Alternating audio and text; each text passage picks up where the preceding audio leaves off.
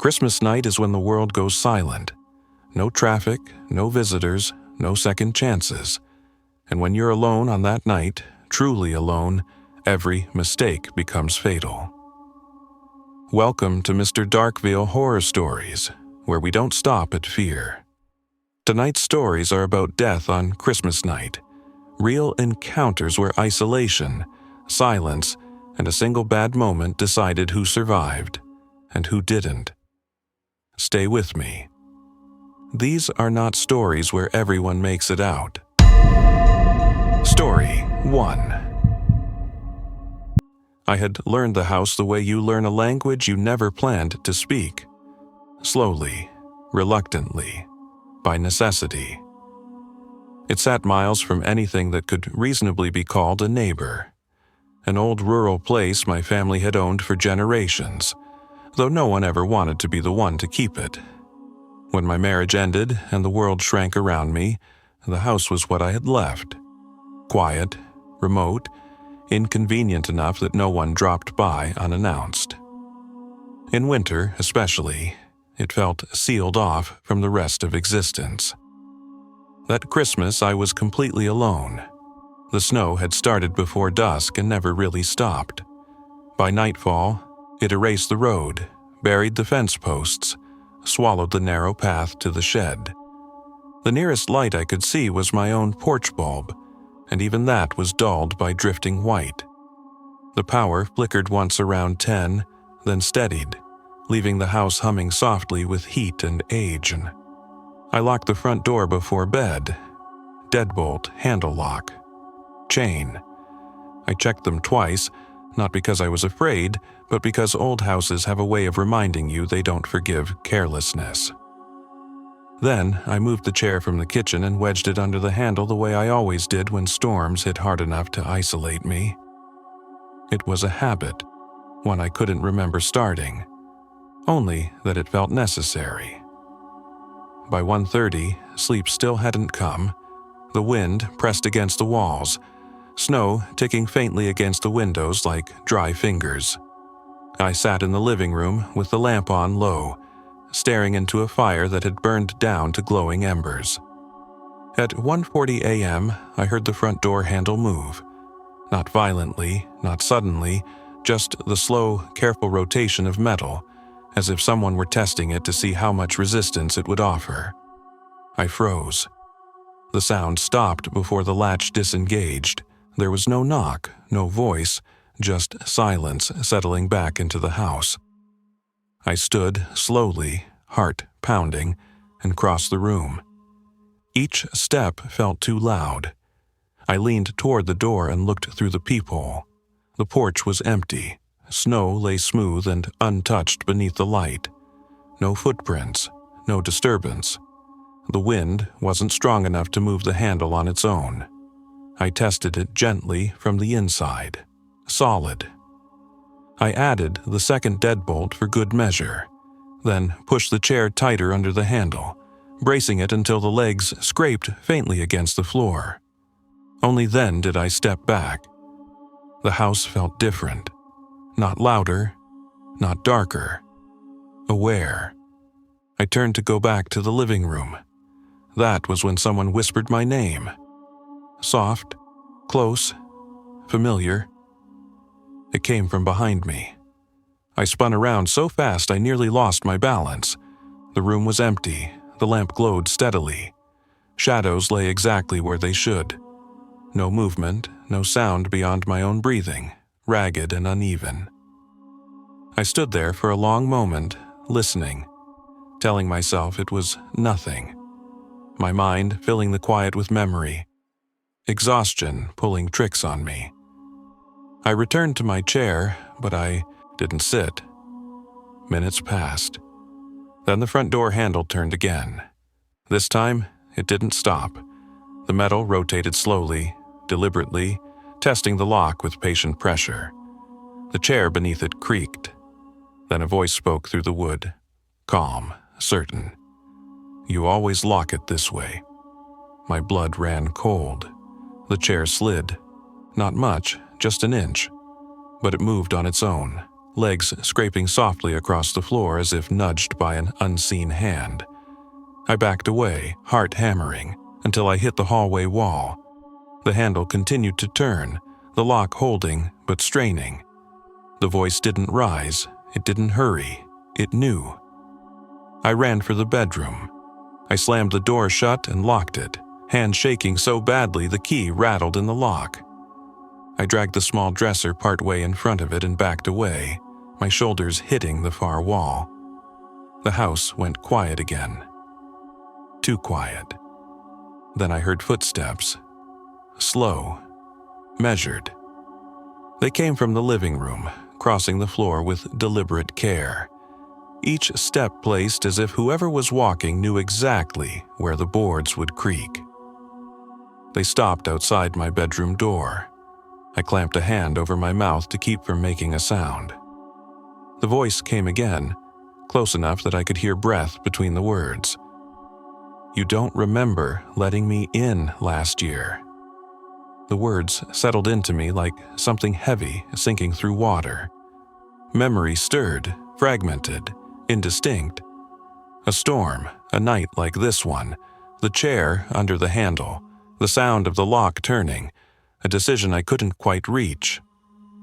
Silence followed, not the absence of sound, but the kind of silence that waits. I don't remember lying down. I don't remember the door opening. Dawn came gray and cold. The house was empty. The bedroom door stood wide open. The dresser had been moved aside, set neatly against the wall. The front door remained locked, every bolt still in place. The chair lay on its side beneath the handle. Pressed deep into the wood around it were dents, 5 of them, shaped unmistakably like the impressions of a human hand. Fingers sunk into the grain as if the door itself had softened under the pressure. There was no sign of me, no footprints outside, no explanation. Every Christmas night after, the neighbors, miles away, just close enough to see the porch light flicker through the snow, swear they hear it. The slow turn of a door handle, careful, testing, as if the house is remembering a name it once learned and never forgot. Story 2. I had told everyone I was fine, and that was the easiest part of the night. Texting back short reassurances, adding a heart emoji here and there, letting my family believe that staying in my small apartment alone on Christmas night was a deliberate choice instead of the quiet aftermath of a breakup that still felt unreal. My phone buzzed with messages earlier in the evening. Pictures of cousins crowded around tables, my parents' tree glowing too brightly, my sister reminding me to lock my doors and keep the heat on. I replied to all of them. I said I was safe. I said I was warm. I said I was going to bed early. None of that was a lie exactly, it just wasn't the whole truth. The apartment was quiet in a way that felt intentional, like the building itself knew it was a holiday and had agreed to leave me alone. I lived on the ground floor, a small one-bedroom with thin walls and a back door that opened onto a narrow strip of snow-covered grass shared with the neighboring units. I'd decorated minimally, a small artificial tree near the window, a strand of lights on the bookshelf. Nothing excessive. Enough to make the place feel lived in without demanding celebration. The television played softly while I folded a blanket on the couch, then muted it altogether when the noise began to feel intrusive. Outside, snow fell steadily, thick enough to soften sound but not so heavy that it felt dangerous. Streetlights glowed dull yellow through the living room window. No cars passed, no footsteps crunched nearby. By midnight, I was tired in the dull, hollow way that comes after emotional exhaustion. I changed into pajamas, turned off most of the lights and left only the tree glowing in the corner. The soft hum of the heater and the faint electrical buzz of the lights were the only sounds left. I checked the time on my phone. 12:39 a.m. I remember thinking it was strange how long the night still felt. how far away morning seemed when nothing was happening to mark the passing of hours. At 12:42, my phone rang. The sound startled me enough that I nearly dropped it. Calls that late were never good news, especially from a number I didn't recognize. The screen lit up with unknown caller, bright against the dim room. I hesitated before answering. Every instinct told me not to, but loneliness has a way of overriding better judgment. Part of me expected a wrong number, a drunk dial, something mundane enough to justify the interruption. I answered. "Hello?" There was no response. At first, I thought the call had dropped, but then I heard it, slow, steady breathing on the other end of the line. Not distorted, not rushed, just the sound of someone breathing calmly into the phone. My stomach tightened. "Who is this?" I asked, trying to keep my voice steady. The breathing continued, unchanged, as if my question hadn't registered. I hung up. I sat there staring at the phone for a moment, my reflection faintly visible in the dark screen. I told myself it was a prank call, the kind that happens on holidays when people drink too much and make bad decisions. I told myself not to read into it. Still, I locked the screen and set the phone face down on the couch, as if that would stop it from ringing again. 10 minutes passed. I watched the tree lights blink slowly, counting the seconds without meaning to. The apartment felt quieter now, the silence pressed flat and waiting. At 12:52, the phone rang again, same number. My heart jumped, a sharp jolt of adrenaline that made my hands shake. I considered letting it ring, but something about the repetition felt deliberate, like ignoring it would only make things worse. I answered again. This time, there was no breathing, just silence. I waited, my pulse loud in my ears. Then a whisper came through the speaker. "You should lock the back door." The call ended immediately after. I sat frozen on the couch, phone pressed to my ear long after the line went dead. The words replayed in my head, each repetition tightening the knot in my chest. It wasn't just what was said, it was how calmly it was delivered, like a reminder rather than a warning. I hadn't checked the back door since earlier that evening. I stood up slowly, every nerve alert, and walked toward the kitchen where the door was located. Each step felt too loud on the floor, the sound echoing in my own head. I stopped a few feet away and looked at it. The door was unlocked. The handle sat in its neutral position, the deadbolt turned open. I stared at it, my mind racing. I was careful about locks. Always had been. Living alone made you that way. I locked the door automatically when I came inside, without thinking. At least I thought I did. I crossed the remaining distance and locked it, both the handle and the deadbolt, testing them twice until my fingers hurt. The metal felt cold beneath my skin, grounding and real. My heart was racing now, breath coming faster than I liked. I stepped back and leaned against the counter, forcing myself to breathe slowly. "Okay," I whispered. "Okay?" I grabbed my phone and dialed the non-emergency police line. My fingers slipped once and I had to start over. The ringing sounded too loud in the quiet apartment. While the call connected, I glanced around the room, scanning corners and shadows. Everything looked normal. The tree lights blinked softly. The couch sat undisturbed. No movement, no sounds beyond the heater. The line picked up, then placed me on hold. A recorded voice told me to stay on the line. I shifted my weight, pacing a few steps back and forth near the kitchen counter, phone pressed to my ear. The sense of being watched crept in slowly, settling between my shoulder blades. That was when I heard the handle move. It was subtle at first, a soft metallic click, like someone testing it gently. The sound came from directly behind me.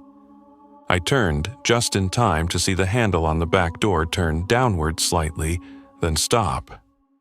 My breath caught painfully in my throat. The recorded voice on the phone continued to speak, oblivious. The handle moved again, this time harder. I backed away from the door, heart pounding so violently I felt lightheaded. I didn't scream, I couldn't. The sound lodged somewhere in my chest, trapped beneath fear. "Hello?" I whispered into the phone. "Hello?" The handle rattled, more insistently now. Then the line went dead. The call disconnected without warning, the sudden silence almost worse than the noise. I stared at the phone in disbelief, tapping the screen, trying to redial. The handle stopped moving. For a moment, everything was still. Then something heavy hit the door from the other side. Not a kick, not a slam. A deliberate, full-bodied pressure, like someone leaning into it. I stumbled backward, my foot catching on the edge of the rug, and fell onto the floor. The phone slipped from my hand and skidded across the tile, the screen cracking when it hit the cabinet. I scrambled backward on my hands and knees, unable to take my eyes off the door. The tree lights blinked steadily in my peripheral vision, indifferent to the terror unfolding a few feet away. The pressure eased. The door handle turned. The deadbolt clicked. I don't remember getting up. I only remember running toward the front door, my vision tunneling, every thought reduced to escape. I fumbled with the lock, my hands slick with sweat, sobbing openly now as I yanked it open and stumbled outside into the cold. Snow soaked through my socks immediately, numbing my feet, but I didn't stop until I reached the sidewalk. I turned back toward the apartment, chest heaving. The back door stood open. Light spilled out onto the snow, warm and inviting and horribly wrong. The tree was visible through the living room window, glowing softly, exactly as I'd left it. I stood there, shaking until neighbors' doors opened and voices called out, until someone wrapped a coat around my shoulders and asked what had happened. The police arrived later, lights flashing silently against the snow-covered street. They searched the apartment thoroughly. Every room, every closet.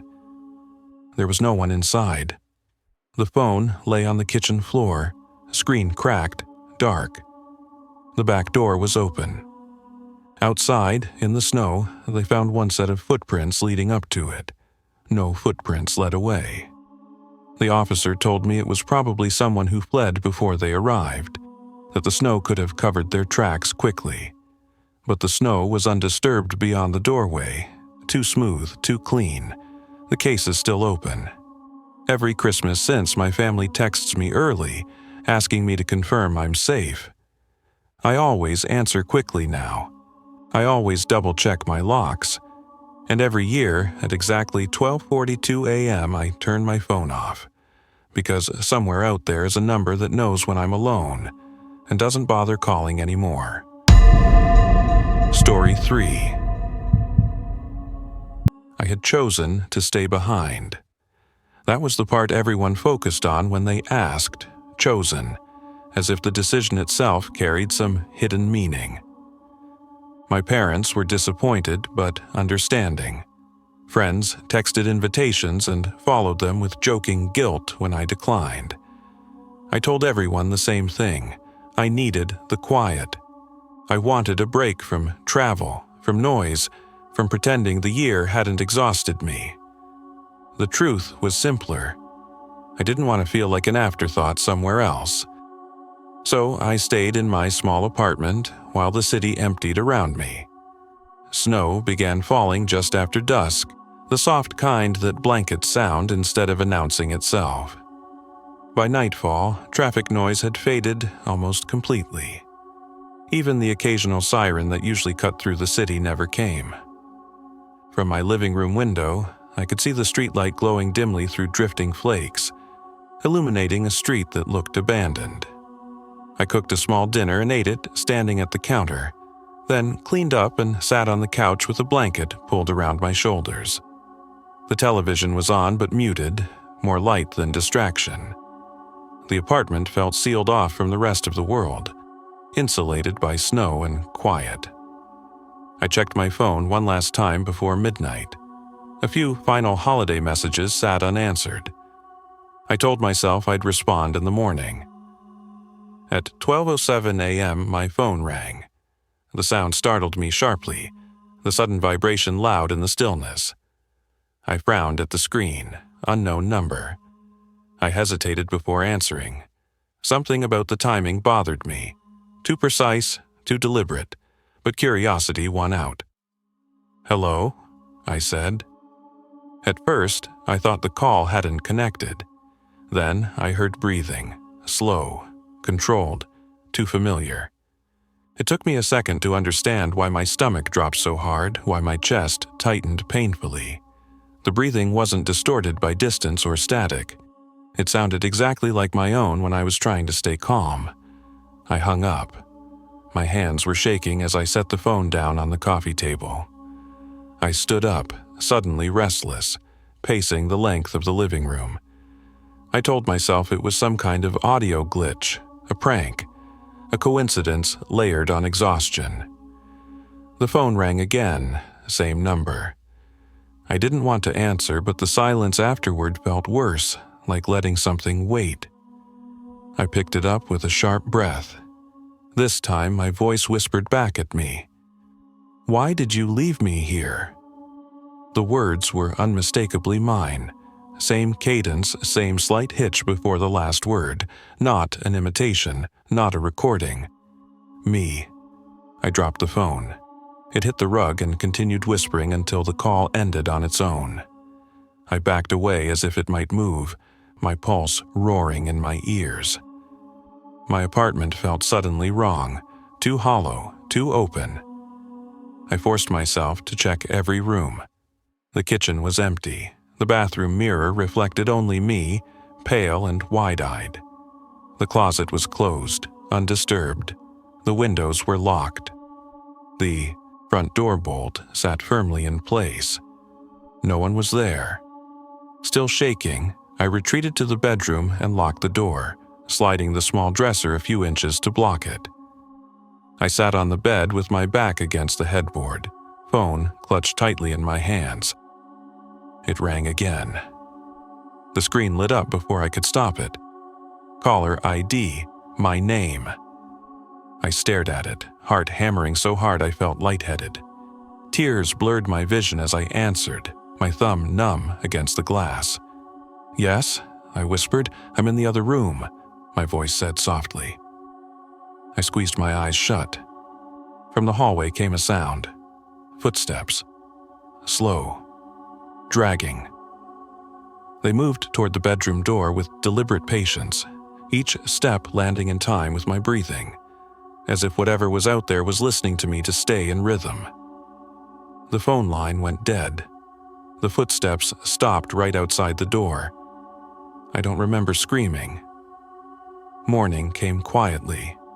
When the sun rose, snow still falling lightly, the apartment was silent. The bedroom door stood open. The dresser had been moved aside neatly. The phone lay cracked on the floor near the bed. The last call was still active. No duration, no outgoing number. I was never seen again. The building stayed occupied. Life went on. New tenants moved in without knowing why the unit's rent was slightly lower than the rest. But some of them say that late at night, especially in winter, their phones ring for no reason. When they answer, there's only breathing on the line. Slow, familiar, as if someone is still waiting in the other room.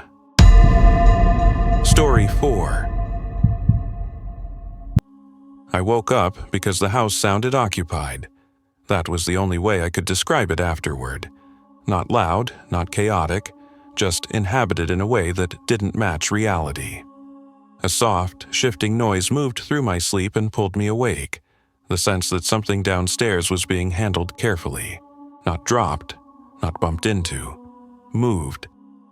For a few seconds, I stayed perfectly still, staring at the dark ceiling of my bedroom and listening. The digital clock on my nightstand glowed faintly.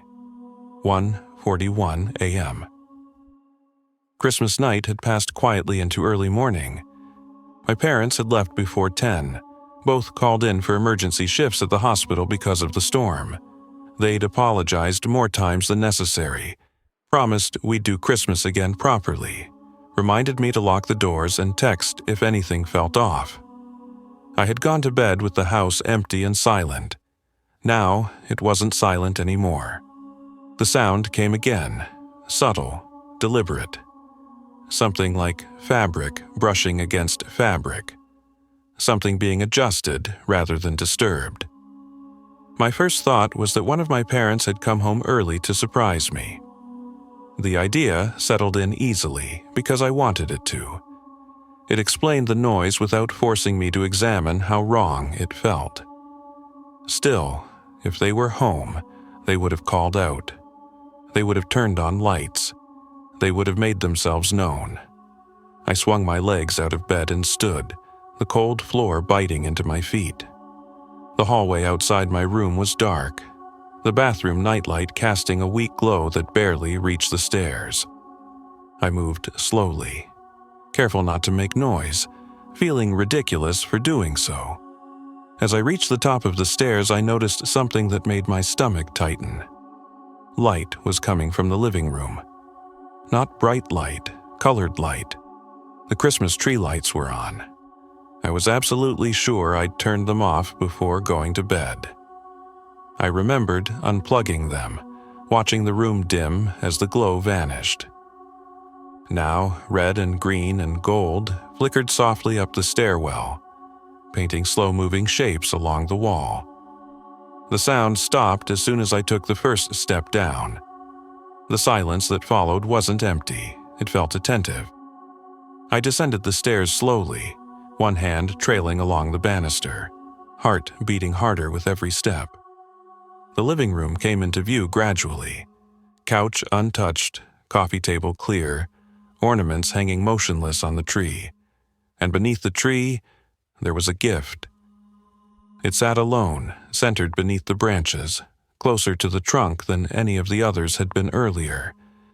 Medium-sized, wrapped neatly in dark paper I didn't recognize, tied with simple twine instead of ribbon. There was no tag, no name.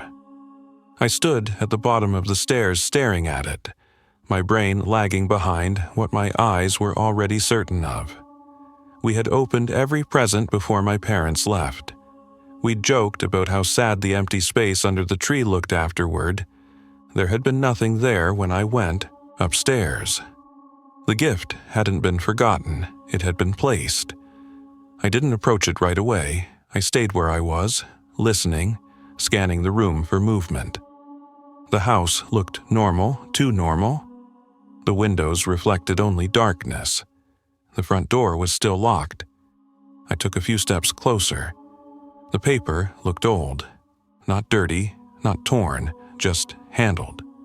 Folded and unfolded before, creased in places that suggested practice. Whoever wrapped it had taken their time.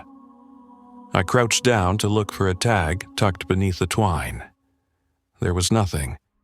I felt an overwhelming urge not to touch it. That instinct came from somewhere deep and unarguable. The same part of me that had learned to pull my hand back from a hot stove before my brain could explain why. Whatever was in that box wasn't meant to be opened. I straightened and backed away from the tree. That was when I heard something upstairs. A creak. Not the random pop of cooling wood or the house settling. This was heavier, intentional.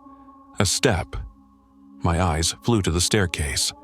Another step followed, slow and measured, like whoever or whatever was moving didn't need to rush. The sound came from the hallway outside my bedroom. I didn't call out. I didn't wait to see more. I grabbed the gift. The paper was cool against my hands, colder than it should have been after sitting in a warm room. The box had more weight than I expected, dense and solid. I held it at arm's length, suddenly afraid of having it too close. The footsteps upstairs paused, listening. I ran for the front door, fumbling with the lock as my hands shook. Cold air rushed in the moment I stepped outside, snow biting into my bare feet.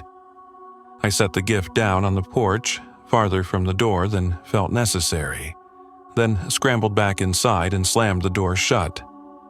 I locked it, then I locked it again. I backed away slowly, keeping my eyes on the door, waiting for it to move. It didn't. I slept on the couch with every light on, knees pulled to my chest, staring at the ceiling. I don't remember sleeping so much as losing time. Every small sound jolted me awake. Every shadow felt loaded with meaning. Morning arrived quietly. Gray light seeped through the windows, flattening the room into something ordinary again. The tree lights were still on, blinking softly like they had never stopped. I stood slowly, my body stiff, and went to the front door. The gift was still on the porch. The paper was darkened now, soaked through. At first, I thought it was melted snow. Then I saw the color. Police cars filled the driveway less than an hour later. Neighbors stood at a distance, whispering. An officer lifted the box carefully, gloved hands gentle despite the state of it. Inside, wrapped in plastic, was the broken latch from my bedroom window, the one that had snapped months ago and never been replaced. The window itself was open, just enough. There were no signs of forced entry, no broken glass, no damage to the frame. The latch hadn't been ripped out. It had been removed. I was gone. The house was silent again by afternoon, the tree still glowing softly in the corner. The gift wrapping was taken as evidence, but the box itself remained on the porch for a long time after, stained dark and unmistakable. Some neighbors say the strangest part wasn't that the gift appeared.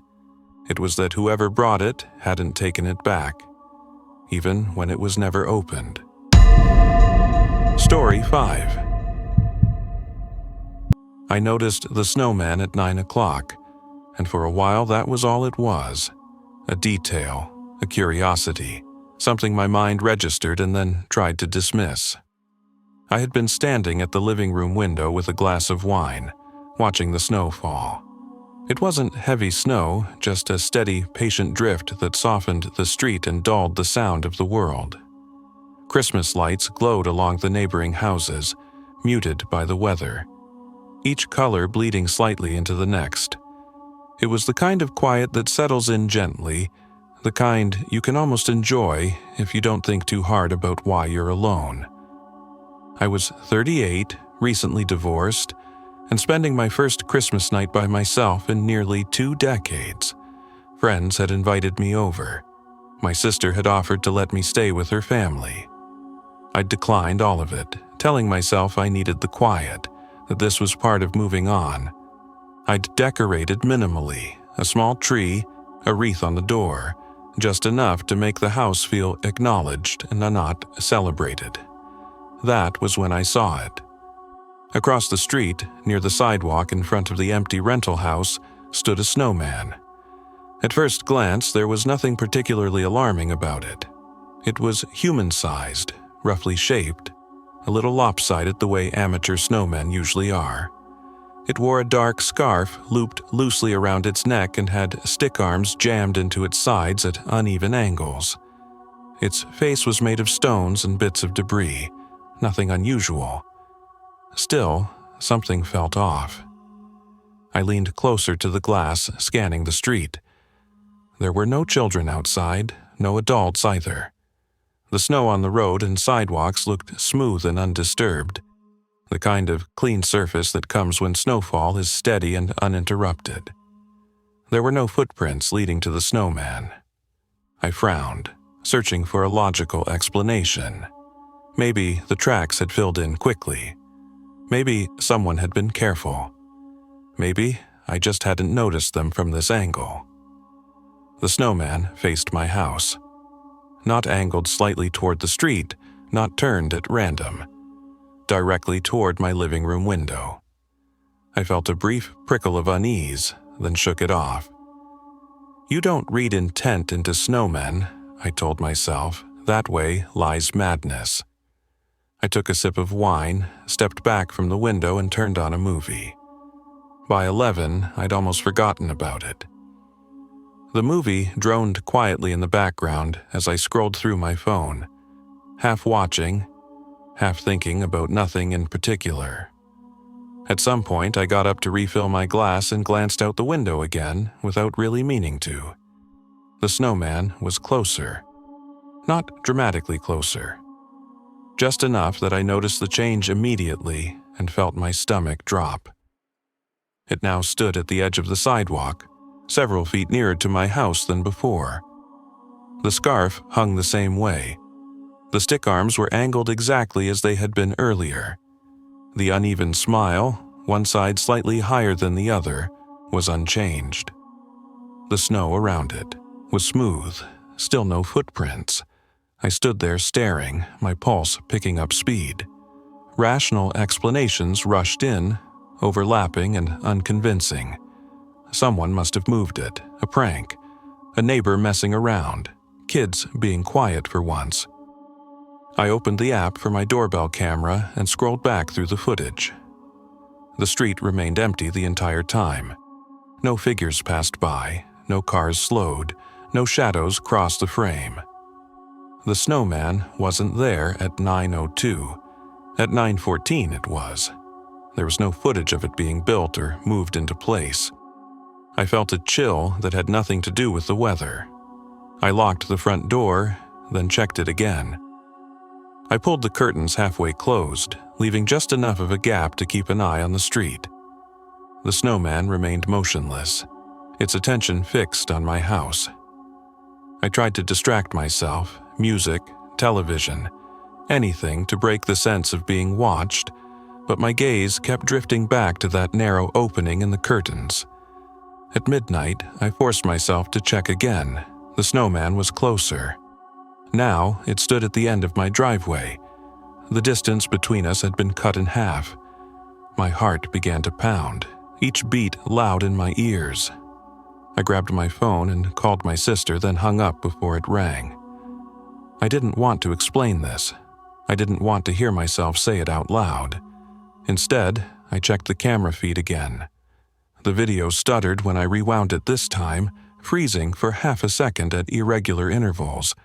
When it played smoothly again, the street was empty, the snow falling gently. Then, between two frames, the snowman was closer. No transition, no movement, just closer.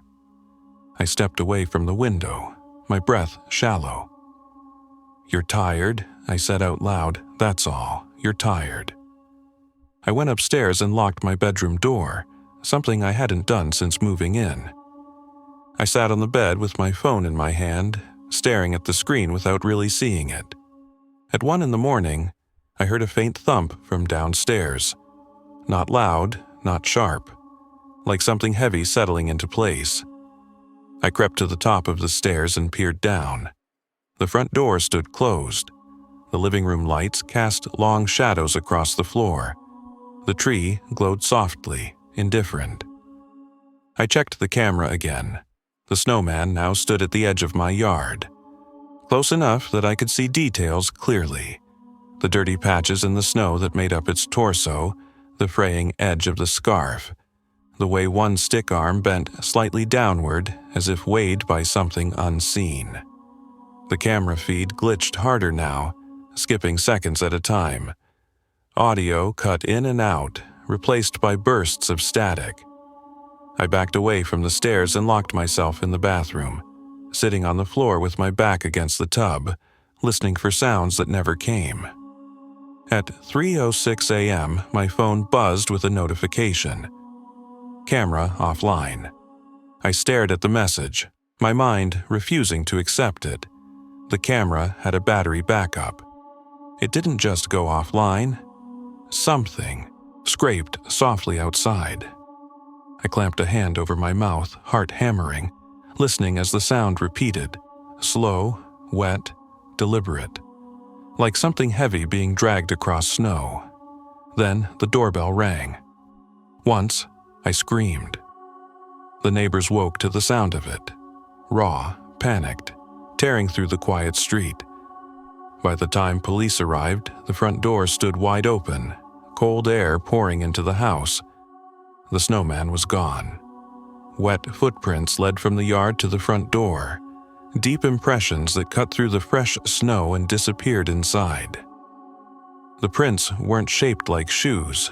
They were rounded, uneven, melting slightly at the edges as if something cold and wet had been moving quickly. Inside, the house was chaos. Furniture overturned, decorations smashed. The Christmas tree lay on its side, lights still blinking weakly. Blood was smeared across the living room window, the same window the snowman had faced all night, long streaks dragged from left to right, as if something had been pressed hard against the glass and pulled away. There was no body, no sign of her, no sign of forced entry despite the open door. The footprints ended in the living room, puddling into water that soaked into the carpet and vanished. The case went cold within weeks. The snowman never reappeared. The house stayed on the market for years, price dropping again and again, untouched by buyers. Neighbors said the street never felt quite right afterward, that on winter nights they avoided looking toward that house. Because sometimes, when the snow falls just right, they swear they can see the faint outline of a figure across the street, facing the windows, waiting. Story 6. I chose the cabin because it was empty. That sounds obvious, but it mattered more than I admitted at the time. After the year I'd had, after the slow collapse of plans and people and routines I thought were permanent, I didn't want noise. I didn't want neighbors or obligations or the soft pressure of pretending Christmas still felt the way it used to. The cabin sat high enough in the mountains that cell service was unreliable, and the nearest town was nearly 40 minutes away in good weather. In winter, with snow on the roads, it might as well have been another world. I told people I wanted the quiet. What I meant was that I wanted to disappear for a few days without anyone noticing.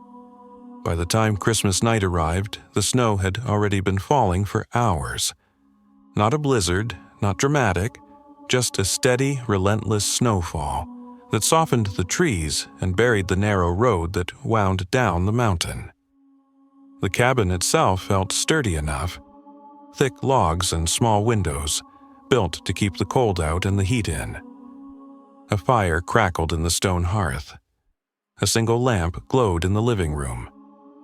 Outside, the world was reduced to dark shapes and drifting white. At around 10 o'clock, I noticed the car. I was standing near the front window, mug in hand, watching the snow pile up on the railing when I saw a faint shape below. The road curved along the slope beneath the cabin, visible through the trees if you knew where to look.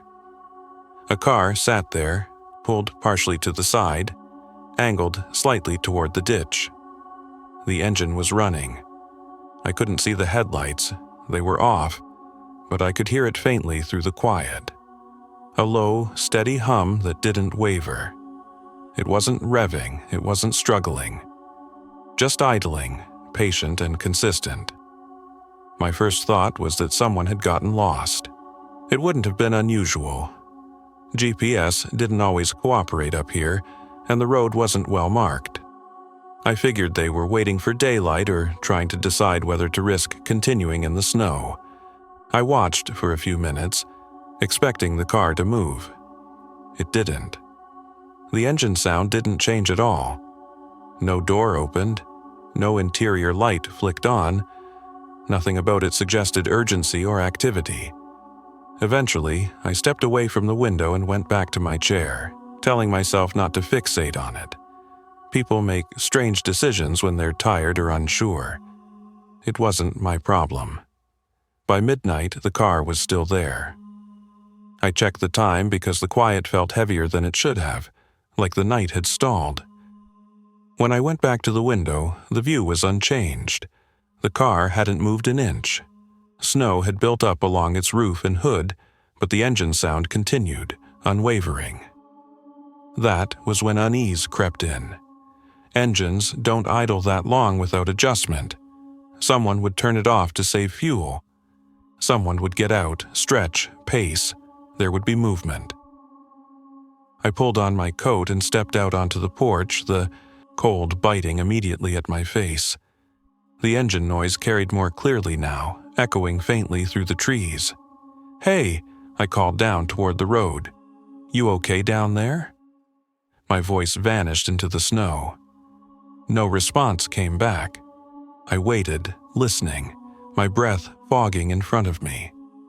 The engine continued to hum, indifferent. I went back inside and locked the door. That decision felt instinctive rather than rational, and I didn't like that.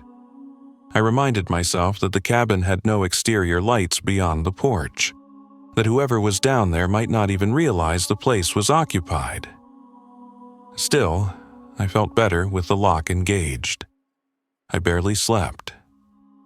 Every time I drifted off, the engine noise pulled me back. It threaded through my dreams, constant and inescapable. When I checked again at 1:30, the car remained exactly where it had been all night. At 2 o'clock, the engine shut off. The sudden silence was worse than the noise. It fell over the mountain like a held breath, heavy and absolute. I stood up so fast my chair scraped loudly across the floor. I waited for the sound of a door opening, footsteps crunching around the car, something, anything, that would explain the change. Nothing happened. The night remained still. For a few seconds, I let myself hope that whoever had been there had simply gone to sleep, or finally decided to conserve fuel. That the silence meant resolution. Then I heard the footsteps. They came from below the cabin, slow and deliberate, crunching through fresh snow. Not hurried, not cautious. Each step landed with weight, compressing the snow fully before lifting again. They were coming uphill. Toward me. I moved quickly then, adrenaline sharpening every thought.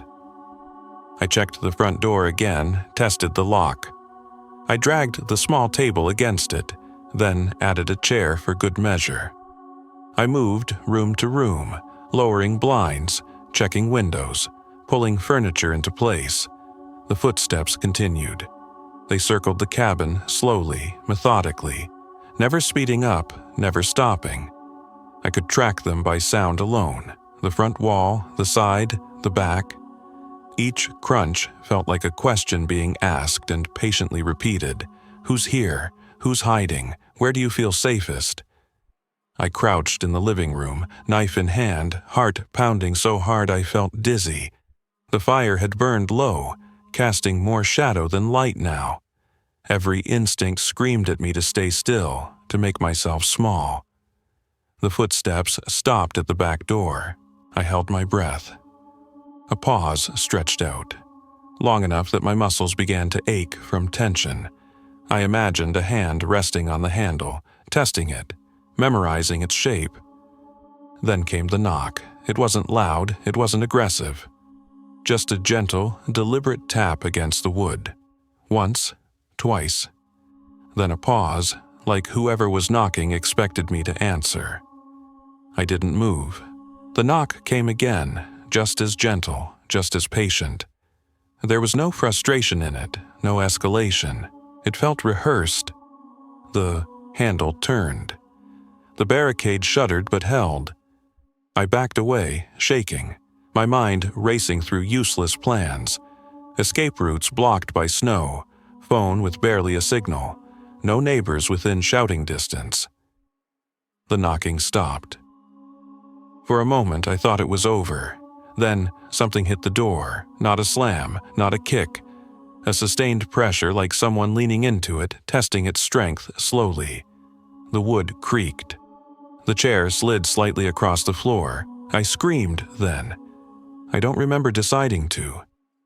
The sound tore out of me, raw and uncontrolled.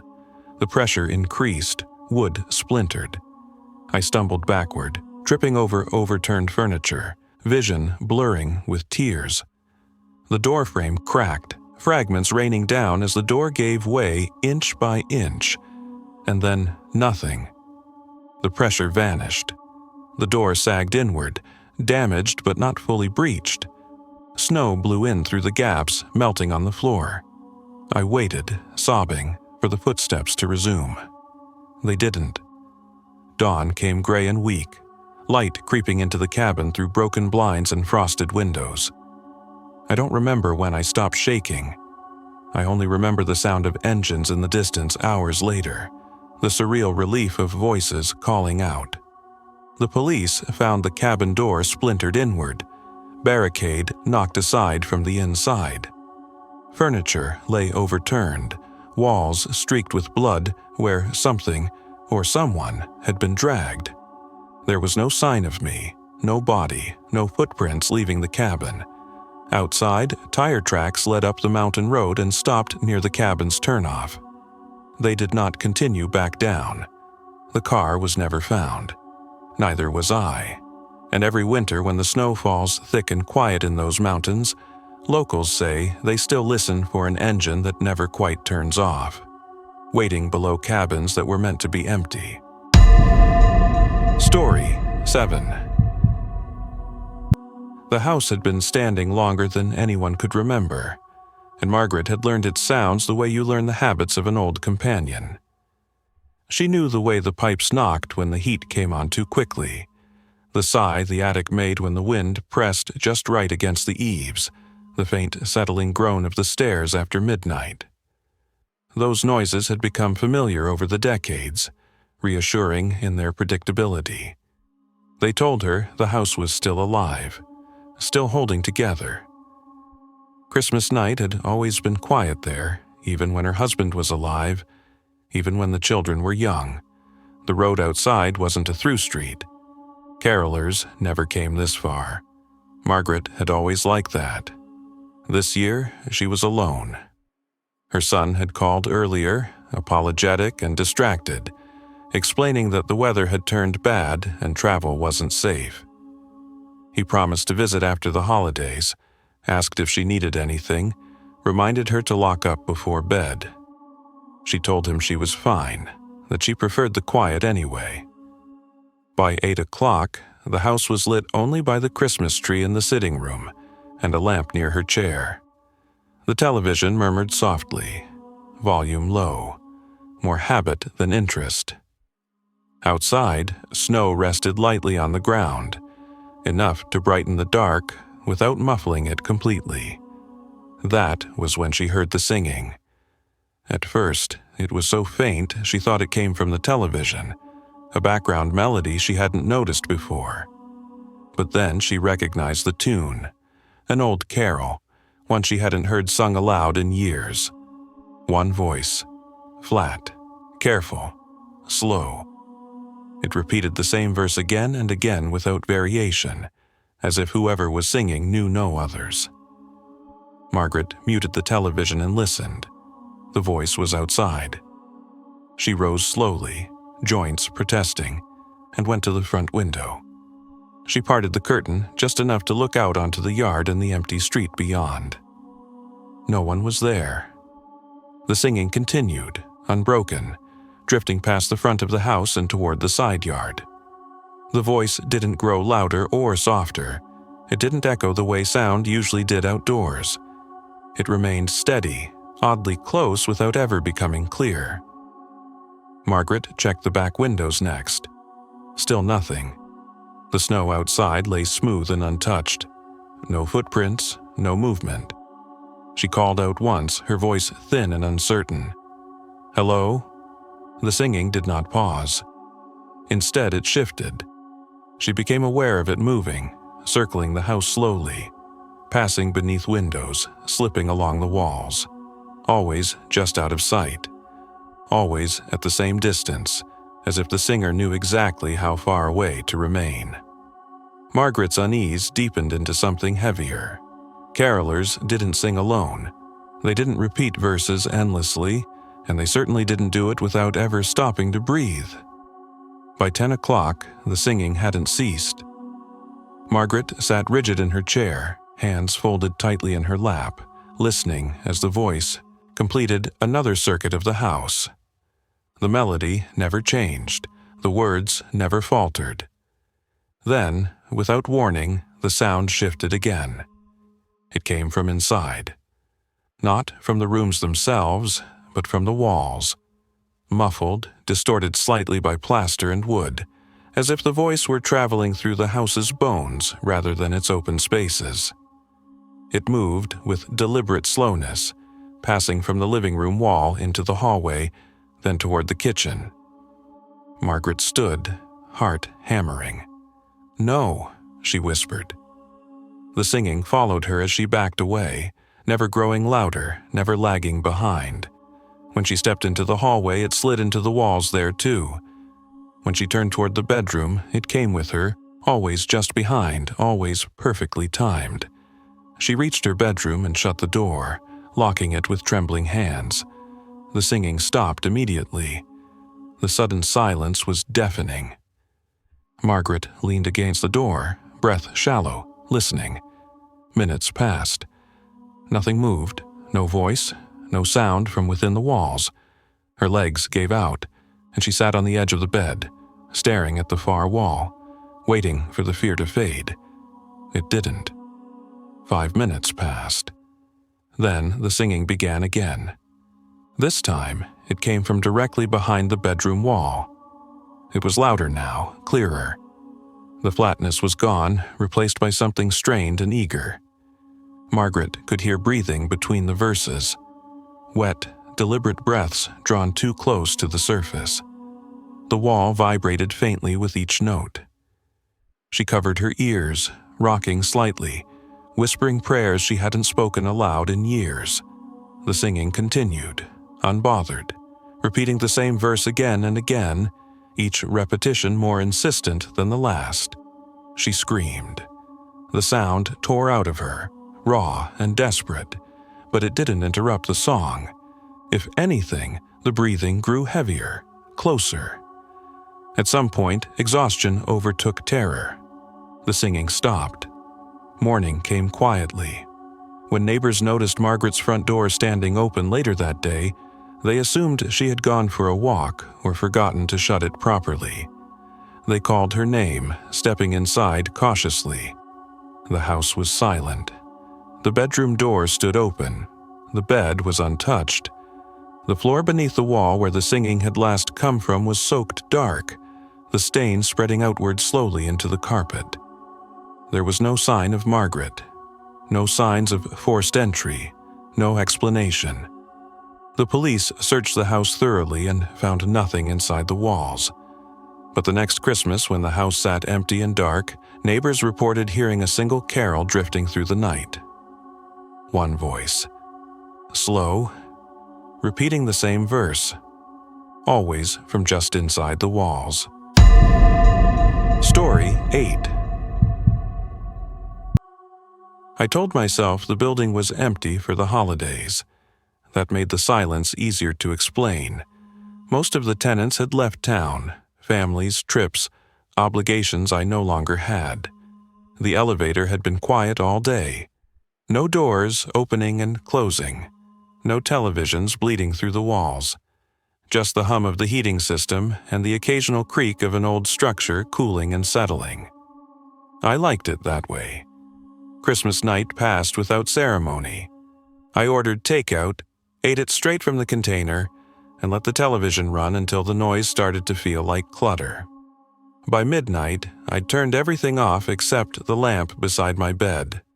Outside, the city was muffled by light snowfall, the kind that absorbs sound without announcing itself. I locked the apartment door out of habit. I checked it twice. Sleep came in pieces. I drifted, woke, drifted again. Somewhere between dreaming and waking, I became aware of movement. Footsteps. They came from the living room. Slow, dragging. The sound of weight shifting reluctantly across the floor. I lay still listening, my brain scrambling for explanations. Upstairs, neighbors, I told myself. Sound carries strangely in old buildings. People pacing, maybe drunk, maybe restless. It happened all the time, except these footsteps weren't above me. They were level, inside my apartment. I sat up in bed, heart pounding. The footsteps continued, crossing the living room slowly, deliberately, as if whoever or whatever was moving didn't need to hurry. They stopped, right outside my bedroom door. I held my breath. The handle turned once, not violently, not urgently, just a careful test. Then it released. I was shaking now, adrenaline flooding my system, every nerve screaming. I rolled out of bed and locked the bedroom door, the click of the bolt sounding impossibly loud in the quiet. I backed away until my calves hit the mattress, then sank onto it, staring at the door. I told myself it was over, that whoever it was had realized the room was occupied and left. The footsteps resumed. This time, they were inside the bedroom. I didn't hear the door open. I didn't hear the lock disengage. One moment the room was silent, and the next there was the unmistakable creak of the floorboard near the foot of the bed. Slow, measured, approaching. I squeezed my eyes shut, nails digging into my palms, every muscle locked tight. I didn't scream, I didn't move, I barely breathed. The mattress dipped beside me, just slightly, like someone carefully sitting down, testing the weight before committing to it. The sheets grew cold against my skin, damp. I felt pressure along the length of the bed, as if a body were settling in beside mine, careful not to jostle me awake. The smell was faint but unmistakable. Stale air, old fabric, something that reminded me of rooms that hadn't been opened in a long time. I didn't open my eyes. I don't know how long it stayed there. At some point, exhaustion dragged me, under despite the terror, my body choosing unconsciousness over endurance. Morning light woke me. I was alone. The bedroom door was still locked, the bolt hadn't moved. The apartment was silent, peaceful in the way it always was during early hours. But the mattress beside me was deeply depressed, the shape unmistakable, a hollow where a body had lain for hours. The sheets were damp and cold, as if whatever had occupied that space had drawn warmth away rather than left it behind. I stood slowly, backing away from the bed. I never left the apartment that morning. No one saw me leave at all. Weeks later, new tenants moved in. They complained about the mattress first, how one side always felt heavier, how the sheets were always cold no matter how high they turned the heat.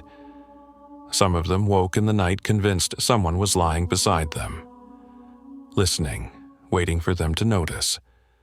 The room, they say, still won't stay empty. Story 9. I noticed the delay because I'd been watching the snow for a long time. Christmas night had settled into that quiet hour when the world feels suspended, as if time itself has slowed out of respect for the holiday. I sat on the couch with a blanket pulled up to my chin, television muted, lights dim except for the soft glow of the tree behind me. Outside, snow fell steadily, thick flakes drifting past the streetlight and disappearing into the dark. The window reflected the living room faintly. Tree lights, the outline of the couch, my own shape sitting still. I liked that reflection. It made the room feel less empty. I lifted my hand to adjust the blanket. In the glass, my reflection didn't move. Not immediately. I frowned and waved my hand again, slower this time, watching carefully. The reflection followed the motion a few seconds later. A chill ran through me. At first, I told myself it was nothing more than my eyes playing tricks on me. Fatigue, the low light, the way reflections can lag when your focus shifts between inside and outside. I shifted my weight on the couch, leaning forward slightly. Again, the reflection hesitated. Then it leaned forward too, seconds late. My heart began to beat harder, louder in my ears. I stood up abruptly, turning halfway toward the room and then back to the window, watching the glass like it might suddenly explain itself. The reflection stood when I did, late. I raised both arms slowly, deliberately, holding them in the air. The reflection remained still. Then, as I lowered my arms, the reflection lifted its own, not matching me, mirroring something else. I froze. The room felt suddenly too quiet, the heater's hum fading into the background as if someone had turned down the volume on reality itself. I stood there, barely breathing, staring at my own face in the glass. The reflection's eyes tracked me, not where I was now, but where I had been seconds earlier. I stopped moving entirely. The reflection did not. It tilted its head slightly, studying me with an intensity that made my stomach twist. Then, slowly, its mouth curved upward. It smiled. I did not. My lips were pressed tight, my jaw clenched so hard it ached. The reflection's smile widened anyway, stretching farther than felt natural, teeth just visible in the dim light. I stepped backward. The reflection stepped forward. I backed away again, my heel bumping into the coffee table. The reflection moved closer to the glass, its face filling more of the window now, features sharper, darker. It lifted its hands, pressed them flat against the glass. Frost bloomed instantly around its fingers, spider-webbing outward in delicate white patterns. The sound was faint but unmistakable, a soft crackle, like ice forming too fast. I turned and ran. I didn't look back as I fled down the hallway, heart pounding, breath tearing in and out of my lungs. I slammed the bedroom door behind me and locked it, sliding down against it with my back pressed, hard to the wood. I stayed there, shaking, listening. The house was silent. No footsteps followed, no crash of glass, no voice called my name. Minutes passed, then longer. I didn't sleep. I sat on the floor until the darkness outside the bedroom window softened into gray, until dawn began to creep into the house. Only then did I gather the courage to stand. I opened the bedroom door slowly. The living room smelled wrong. Cold air lingered there, sharper than the rest of the house, and the faint scent of iron hung beneath it. My eyes went immediately to the window. It was shattered. Glass littered the floor, glittering in the weak morning light. The break radiated outward from the center, jagged and violent, as if something had been pushed through from inside the room. Blood smeared the remaining shards, dark and uneven, dragged across the glass in long streaks. There was no body, no sign of where anyone, or anything, had gone. The police found no explanation, no forced entry, no footprints outside the window, despite the snow. They asked me if I'd been drinking, if I was under stress, if I might have hurt myself without remembering. I moved out within the month. The apartment stayed empty for a long time after that. But sometimes, on especially cold nights when snow falls just right and frost gathers along the edges of glass, people passing the building swear they see someone standing in that living room window, smiling, waiting, moving a few seconds too late. Story 10. I noticed the time because I was waiting for it to pass. Christmas night has a way of stretching when you're alone, every minute dragging as if it expects something from you. I sat on the couch in my small house with the lights low, the television muted, watching the digital clock on the wall edge closer to midnight. Snow had fallen earlier and now lay quiet and undisturbed, sealing the house off from the rest of the street. No cars passed. No footsteps sounded outside. Even the wind seemed to have agreed to leave me alone. I had told myself I didn't mind spending Christmas by myself. Friends had invited me over. My sister had called twice to check in. I declined politely, insisting I wanted the quiet. That part was true. I just hadn't anticipated how heavy the quiet would feel once it settled. When the clock clicked over to 12 a.m., the house made a sound. A single knock. It came from the front door, not loud, not aggressive.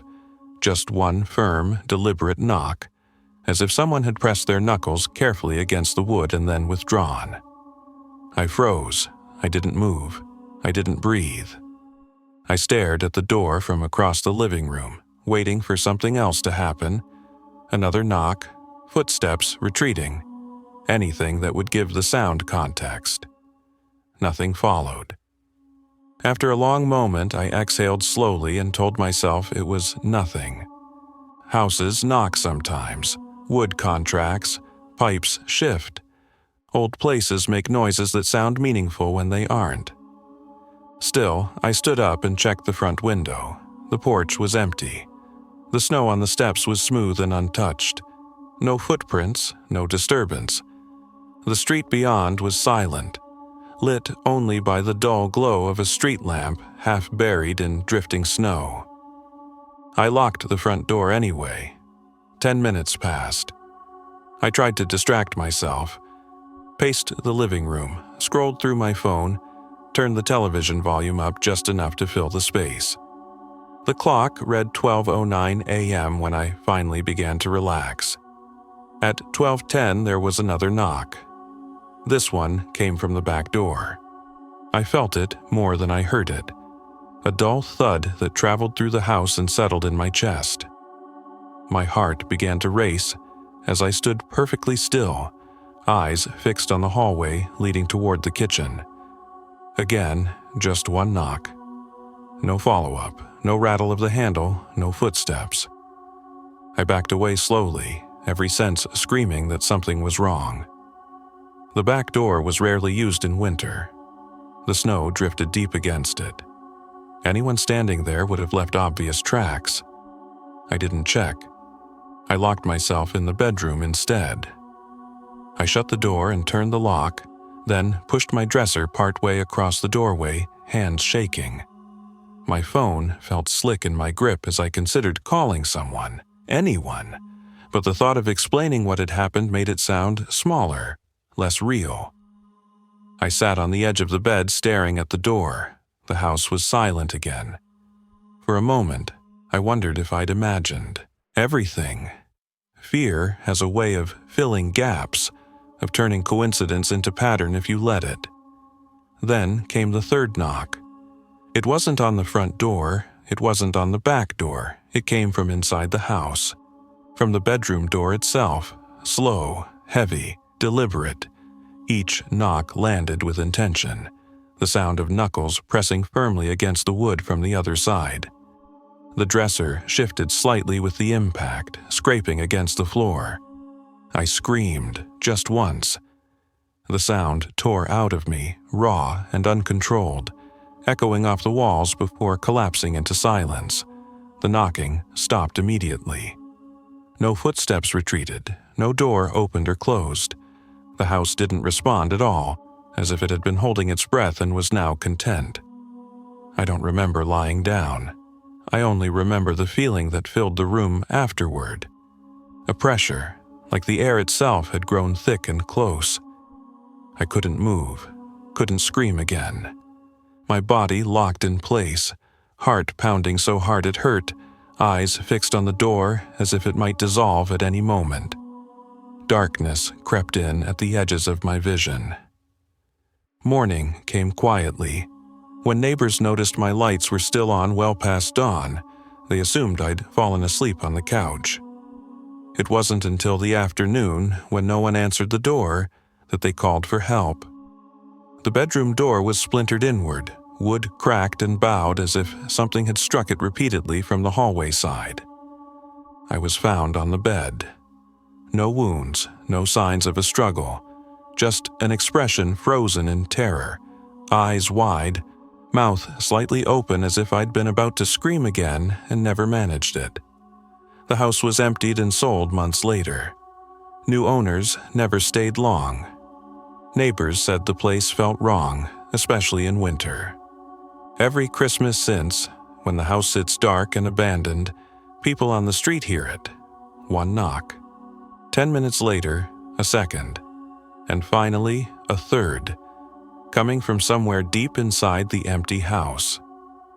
Those were 10 deadly true Christmas night horror stories, moments where isolation became fatal and silence became a weapon.